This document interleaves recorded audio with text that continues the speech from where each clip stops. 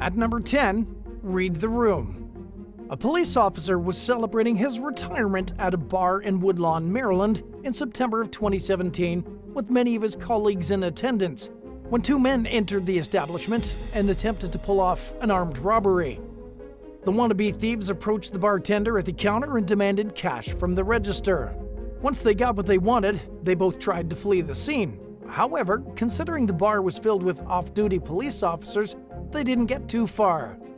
Three of the cops attending the retirement party chased after the men and identified themselves as officers. They demanded that the suspects identify themselves, but the pair continued to run. Then one of the men pulled out what looked like a gun up from his waistband, prompting the trio of cops to tackle him and his co-conspirator to the ground. The weapon was later determined to be a pellet gun. 21-year-old Joseph McInnes III and 22-year-old Tyree McCoy were charged with armed robbery, theft, and other offenses related to the crime.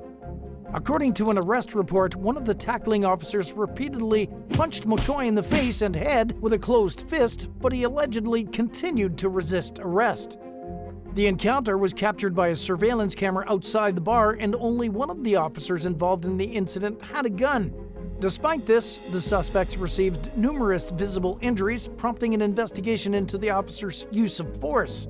Both McInnes and McCoy appeared to have eye wounds in their booking photos, which compelled police spokesman Corporal Sean Vincent to make a statement.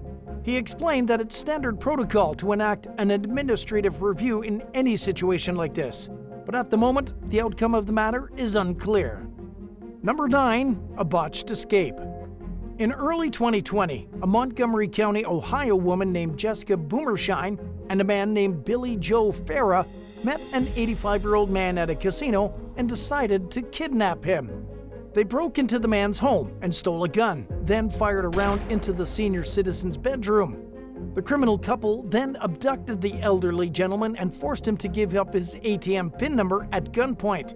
They then withdrew money from the victim's bank account before shoving him into the trunk of the vehicle.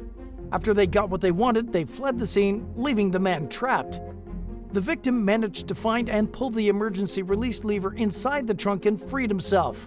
He sought help from employees at a nearby waste management facility who noticed that he was distressed and in need. Police soon captured Boomershine and Farah and took the pair into custody. While waiting to be booked and processed, Boomershine attempted to escape through the ceiling. However, the ceiling failed to hold under her weight, sending her crashing back down to the floor. According to prosecutors, while the suspect was left uninjured, she reportedly caused significant damage to the ceiling.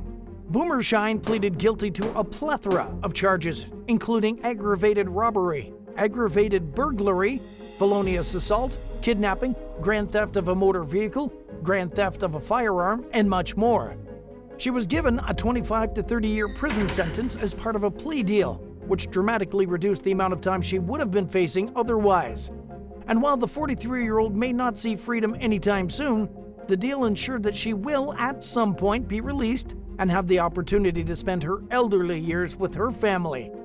35-year-old Farah, on the other hand, was ordered to serve 55 to 60 years behind bars, which may very well end up being the rest of his life. At number 8, employment-seeking fugitive. A fugitive that was wanted for fraud in New Jersey made the job of finding her extremely easy when she applied for a position with a law enforcement agency in 2022. 27-year-old Zaima Johnson, a former postal worker from Jersey City, was wanted in Monroe County, Pennsylvania, for failing to appear in court. She also had 10 bench warrants for the same issue after she accrued several traffic tickets in Jersey City when she applied to work as a security guard at the Hudson County Sheriff's Office. After confirming that the woman's warrants were valid, the agency called her into the station and she was under the impression that she was about to interview for the job. Instead, she was taken into custody. A spokesperson for the sheriff's office told the press that while they were searching Johnson, they found 2 credit cards that they believe were stolen. In addition to the criminal allegations she already faced, authorities tacked on a credit card theft charge. The U.S. Postal Investigation Service also reportedly launched an investigation due to Johnson's previous employment with the agency. Unfortunately for Johnson, an employment opportunity turned into a world of legal problems that were just waiting to catch up with her. Number 7. A challenge accepted. When police in Gwent County, Wales, posted a notice online in search of a criminal on the run named Logan James in early 2015, he responded with a smart aleck comment stating, "Haha, catch me if you can." According to the social media post, the 19-year-old had violated the conditions of his release from jail after being convicted of a knife attack. He had been out for nearly a week after serving an 8-month sentence, but failed to show up for his required probation meetings. Shortly after posting the comment online, James bragged to a local media outlet that law enforcement wouldn't be able to catch him. In his own words, he said, "I won't let them." James even put a timeline on how long he thought he'd be able to evade law enforcement, stating that he'd be on the run for at least a month or 2. He told the news agency that he was staying near his home but had managed to avoid any run-ins with the cops who were looking for him. But the joke was on the suspect, as it turned out. Police accepted his challenge and caught up to him rather quickly, and he was soon back behind bars. Number 6.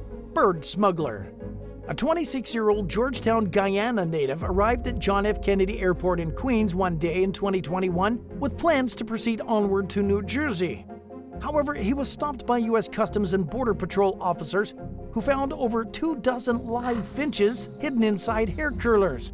The exotic birds were discovered during a luggage search, and it was enough for authorities to stop the man in his tracks and send him right back to Guyana. The wildlife smuggler wasn't criminally charged, but he was forced to pay a $300 fine for the inconvenience. In the meantime, the birds were quarantined and turned over to the U.S. Department of Agriculture Veterinary Services. This certainly wasn't the first time someone from Guyana got caught trying to smuggle birds into the United States. In 2018, another man tried sneaking 70 finches into the country through JFK Airport and was similarly caught by Customs and Border Patrol. Authorities take bird smuggling seriously due to the risk of avian flu, especially now that we're in an era where we've seen firsthand the effects of what a rapidly spreading virus can do thanks to COVID-19. Some experts suspect that the pandemic started when the virus made the jump from an animal to its first human host at an exotic market. One thing's for sure, while the risk of disease has always been a concern, officials are especially on high alert now, and it's a good idea to make sure that your pets come from an approved source. Around the time the smuggler whose birds were crammed into hair curlers was busted, a new strain of avian flu had recently been discovered, one which experts predicted had a high probability of transmitting to humans. It's no wonder that while these types of arrests come across to most of us as strange and perhaps even funny, it's no joke to the authorities. Number 5. Facebook Confession. A 32-year-old British man named Andrew Hennels posted a Facebook comment stating, "Doing Tesco over," just 15 minutes before police caught him with money stolen from Tesco in Norfolk, England in 2015. When officers apprehended the suspect, they found £410 and a knife taken from the department store. In what Sergeant Pete Jessup described as a bizarre and unusual case, the theft was reported around the same time Hennels allegedly stole an elderly couple's car and fled to a nearby pub. According to Jessup, the Facebook comment made it a lot easier to secure a guilty plea from the suspect in court. He told the BBC that Hennels' social media content helped investigators confirm what they already knew. Citing the defendant's actions as evidence of him being a danger to the public, the judge sentenced Hennels to 4 years in prison for his brazen crime spree, plus an additional 4 years of supervised release. Number 4. Shoplifting with a cop. During the 2018 holiday season, several Michigan police departments hosted a Shop with a Cop event at a Target store in Bloomfield Township. During the event, which is meant to help disadvantaged kids as well as strengthen ties between police officers and the communities they serve, around 15 cops helped school children choose gifts for their family members. However, they were distracted from their charitable duties when they noticed 2 women allegedly loading a shopping cart with around $1,900 worth of electronics. Some officers were just 20 feet away when they saw the suspects leave the store without paying. Luckily, they caught up with the pair before they could load the goods into their vehicle and leave. 18-year-old Dana Johnson and 40-year-old Kiana Wilson were charged with felony retail fraud. According to Bloomfield Township Police Sergeant Dan Brown, the women were aware that the police were in the store at the time, and he told local station WXYZ that Johnson complimented an officer for his generosity. In a Facebook post about the incident, the Kego Harbor Police Department wrote, "Don't take what is not yours. It's a simple rule that everyone should abide by, and the world would be a better place." Number 3. The Goldilocks Intruder. Martin Holtby and Pat Dyson were shocked when they returned home to Lancashire, England from vacation and found an intruder asleep in their bed. The unwelcome guest had helped himself to their washer and dryer and had cleaned all of his dishes after eating inside the house. Dyson told the BBC that the discovery reminded her of the tale of Goldilocks and the Three Bears. She described how she and Holtby realized something was wrong when they entered the house and noticed their mail and newspapers had been moved away from the delivery slot. The couple was also surprised to find that their house was noticeably more neat and tidy than the condition they had left it in. What's even more alarming is that their window cleaner had dropped by during their absence and noticed the young man in the house, but assumed he was their grandson. Holtby said that he and Dyson didn't feel threatened by the intruder and instead felt somewhat sympathetic. However, they were also shocked by the break-in and knew they had to take control of the situation. The couple called the police, and the burglar was fast asleep when officers arrived. He was identified as 28-year-old Lukas Chojnowski, a Polish immigrant who had been living in the UK for a number of years. The suspect was fined a few $100s and given a 2-year conditional discharge for the relatively harmless but unlawful incident.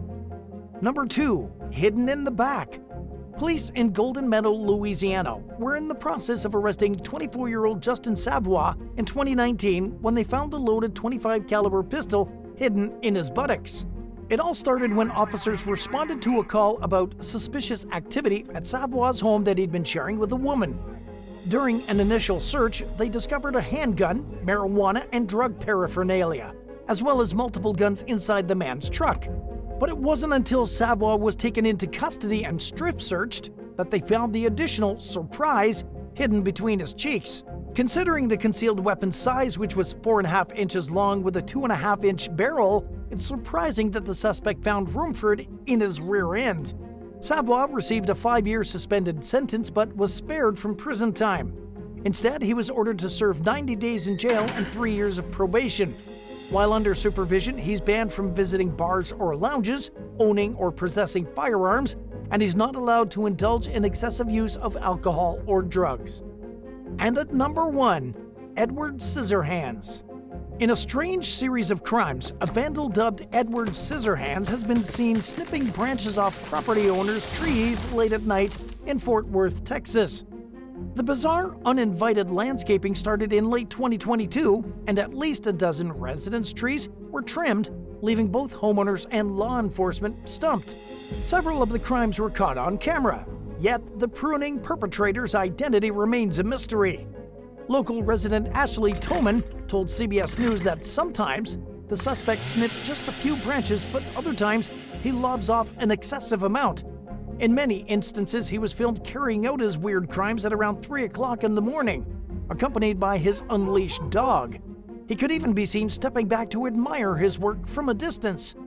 But the people whose trees were violated were less than impressed with the free landscaping work and told the press that they just wanted the unsolicited services to stop.